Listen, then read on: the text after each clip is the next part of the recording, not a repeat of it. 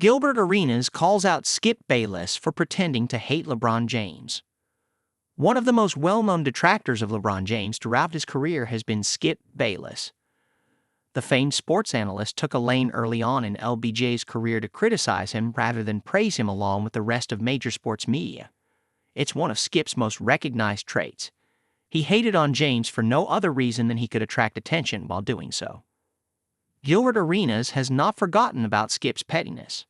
On the latest edition of his Gil's Arena show, he spoke about James' greatness after the 40-year-old legend entered the 50,000 points club regular season plus playoffs, the first in NBA history to do so.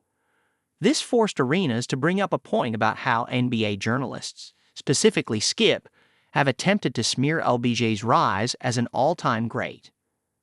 The people that came into the NBA to write for the NBA didn't love the sport, Arenas claimed.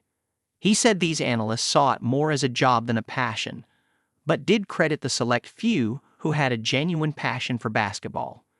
He then called out Skip for his recent praise of James' accomplishments, stating that he should have been doing that since the very beginning. If you actually opened your eyes, you would have realized how good he was when you was pretending he wasn't who he was, Arenas passionately preached. He added, "If you're going to be a fan of a player and his greatness, just be a fan of greatness itself." True fans of ball know that Skip has always shouted just to shout.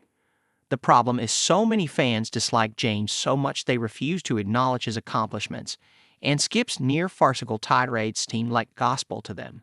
Skip may have begun to come around, but he still sneaks in the occasional jab at LBJ from time to time. Gil believes that the NBA will never see greatness like LeBron James again. While Skip stands in the corner of hate, Arenas has built his own corner of praise. On the same episode of his show, he claimed that the NBA will never see greatness like LeBron James again. Well, at least not in this lifetime. Enjoy it, 'cause we're never gonna see this type of dominance again, Arenas joked. Not in our lifetime.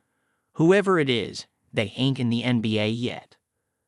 Arenas at some point referred to James as the first ever 40-year-old face of the league.